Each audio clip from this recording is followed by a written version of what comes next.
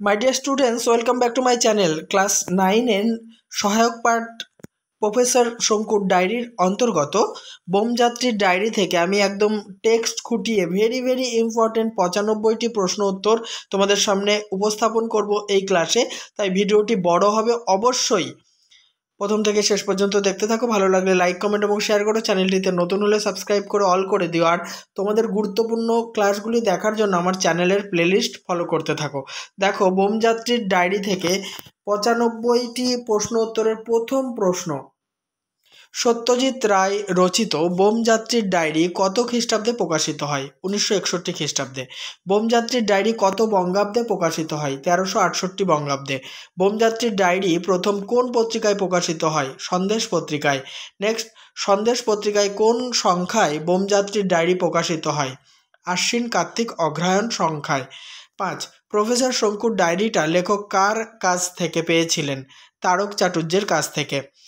Next, কোন প্রসঙ্গে তারক চাটুর্যে gold mine শব্দটি ব্যবহার করেছিলেন?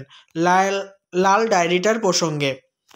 নেক্সট প্রশ্ন, গোল্ড মাইন শব্দের অর্থ কী? সোনার খনি। এখানে মজাদার লেখাকে বোঝানো হয়েছে। নেক্সট, তারক চাটুর্যকে লেখক গরিব বলে মনে করতেন কেন? তার ছেঁড়া পোশাক পরা দেখে। 9, গল্পে প্রফেসর শঙ্কু কত বছর নিরুদ্দেশ ছিলেন? 15 বছর।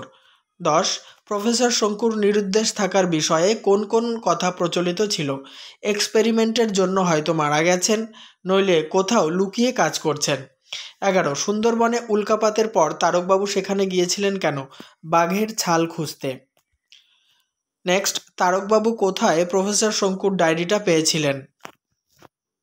উত্তরটি দেখে নাও, সুন্দরবনে উল্কাপাতের গর্তে। নেক্সট, তারকবাবু তার প্রতিটি কথায় কোন প্রসঙ্গ টেনে আনতেন? বাঘের প্রসঙ্গ। সুন্দরবনের কোন অঞ্চলে উল্কাপাত ঘটেছিল? মাথারিয়া অঞ্চলে। 15, এটা সত্যি ঘটনা, কাগজে বেরিয়েছিল। কোন ঘটনা কাগজে বেরিয়েছিল? মাথারিয়া অঞ্চলে উল্কাপাতের ঘটনা। 16 নম্বর প্রশ্ন, সুন্দরবনের মাথারিয়া অঞ্চলের উল্কাপাতের পাথরটি কেমন ছিল? বিশাল আকৃতির, কলকাতার জাদুঘরে রাখা পাথরের প্রায় দ্বিগুণ। নেক্সট, কিন্তু সেগুড়ে বালি, কে কেন এ কথা বলেছেন? তারকবাবু সুন্দরবনে বাঘের ছাল না পেয়ে এ কথা বলেছেন। পরের প্রশ্ন, 18 নম্বর, সুন্দরবনে বাঘ ছালের বদলে তারকবাবু কি পেয়েছিলেন? প্রফেসর শঙ্কুর ডায়েরিটা পেয়েছিলেন। 19, তারপর এক আশ্চর্য অদ্ভুত ব্যাপার।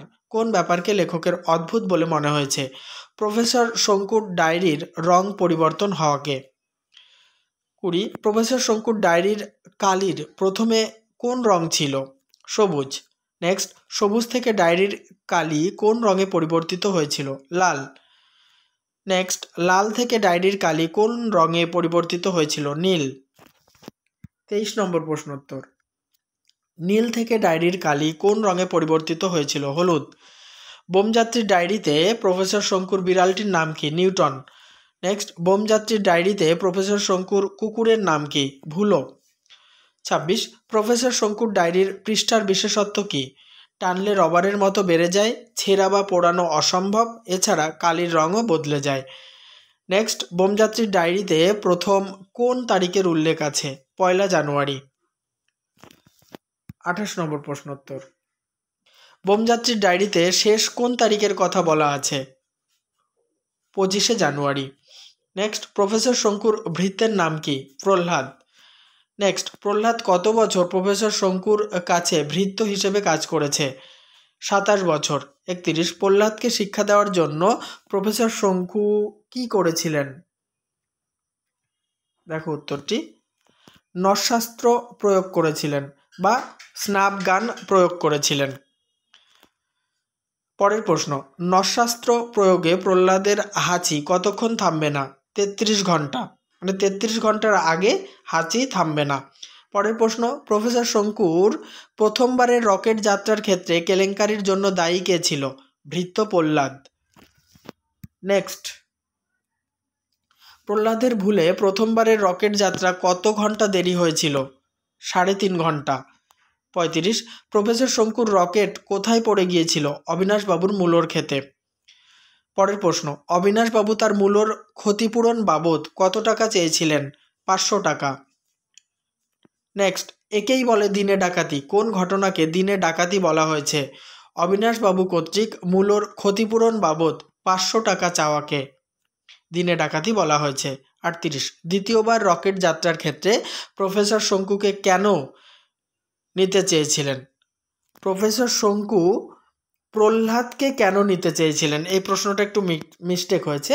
দ্বিতীয়বার রকেট যাত্রার ক্ষেত্রে প্রফেসর শঙ্কু প্রহ্লাদকে কেন নিতে চেয়েছিলেন? প্রহ্লাদ বোকা হলেও সাহসী ছিল তাই। নেক্সট, 39, প্রহ্লাদের ওজন কত ছিল? 2 মণ 7 সের। নেক্সট, শঙ্কুর ওজন কত ছিল? 1 মণ 11 সের। নেক্সট, বিধুশেখরের ওজন কত ছিল? 5.5 মণ। 42, চাঁদপুর না মঙ্গলপুর কোথায় চললেন? উক্তিটি কে কার উদ্দেশ্যে করেছেন? অবিনাশবাবু প্রফেসর শঙ্কুর উদ্দেশ্যে করেছেন।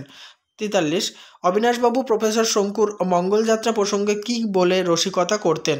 চাঁদপুর না মঙ্গলপুর কোথায় চললেন এই কথা বলে রসিকতা করতেন। 44, অবিনাশবাবু চায়ে চিনির বদলে কি খেতেন?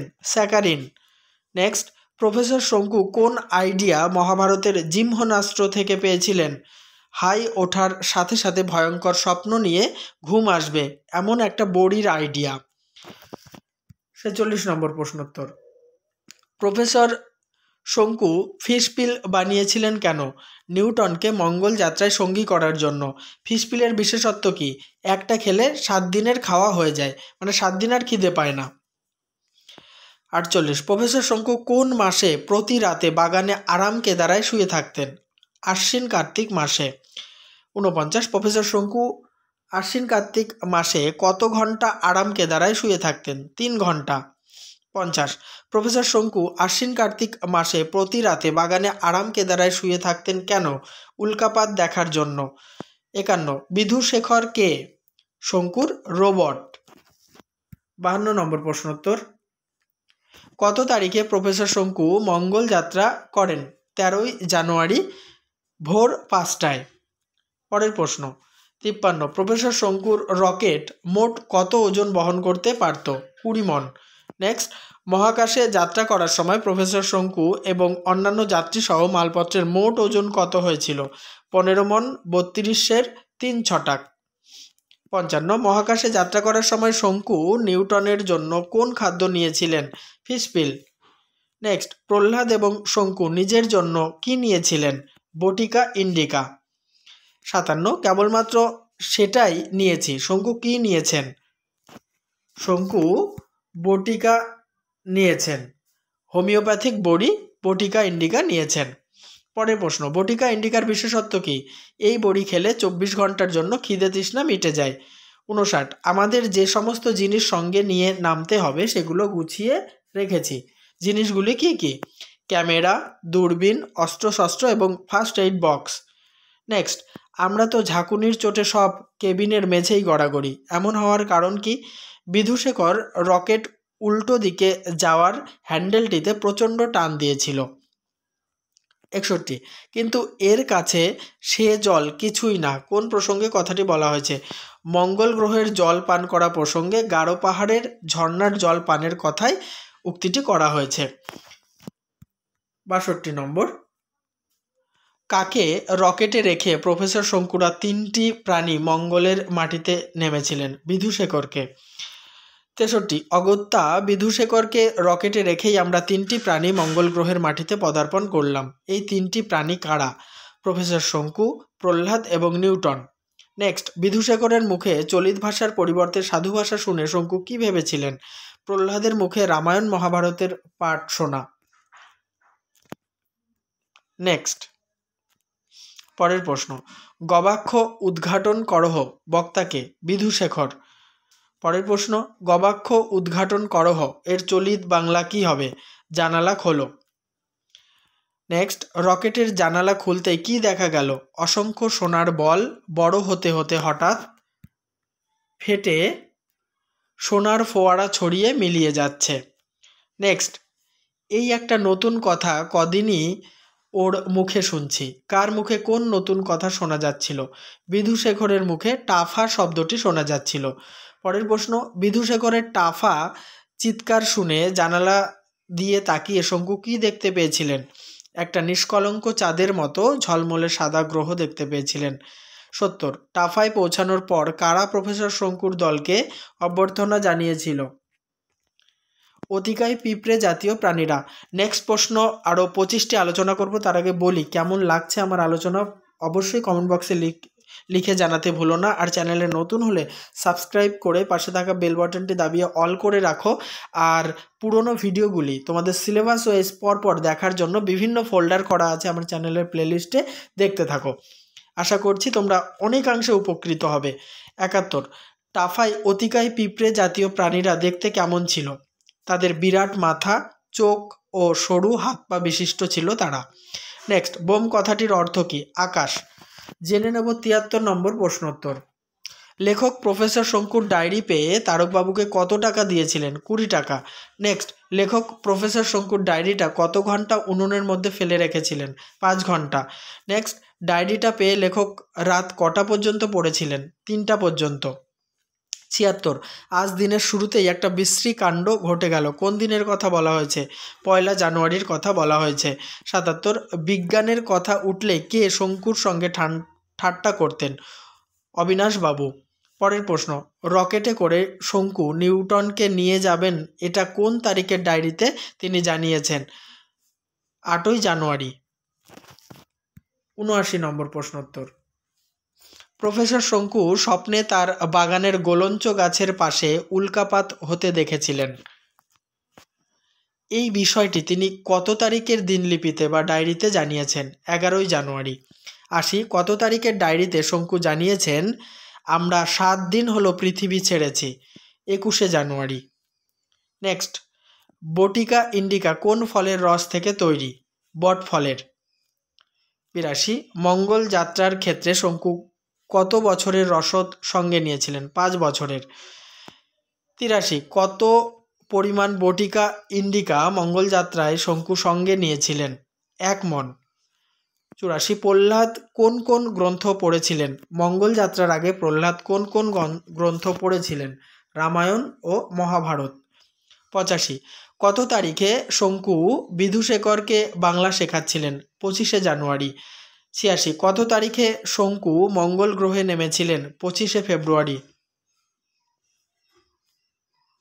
নেক্সট, দেখো এই তারিখটি কিন্তু দেওয়া নেই, কিন্তু শঙ্কু বলেছিলেন যে 25 জানুয়ারিতে বলেছিলেন যে আমাদের নামতে আরও 1 মাস লাগবে, সেই ক্ষেত্রেই কিন্তু দেওয়া হয়েছে যে 25 ফেব্রুয়ারি নেমেছিলেন।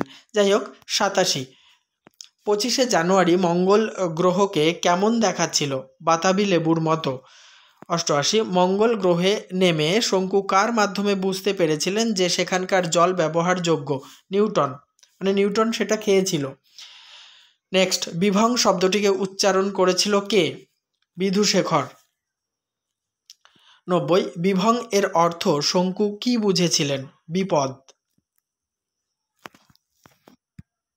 91 নম্বর প্রশ্নোত্তর। মঙ্গল গ্রহের অদ্ভুত জন্তুটির বিরুদ্ধে কে রুখে দাঁড়িয়েছিল? বিধুশেখর। 92 মঙ্গল গ্রহের অদ্ভুত জন্তুটির হাঁটুতে কে কামড়ে দিয়েছিল? নিউটন। পরের প্রশ্ন, বিধুশেখরের মতে কোথায় প্রথম সৌরজগতের সভ্য লোকেরা বাস করে? টাফায়। 94 আজ থেকে ডায়েরি লেখা বন্ধ করব, কেন শঙ্কু একথা বলেছেন? মঙ্গলে উল্লেখযোগ্য ঘটনা ঘটার কোনো সম্ভাবনা তিনি দেখতে পাচ্ছিলেন না, তাই একথা বলেছিলেন। শেষ প্রশ্নোত্তর, শঙ্কু কোন ঋতুতে আরাম কেদারায় শুয়ে মৃদু মৃদু বাতাস উপভোগ করতেন?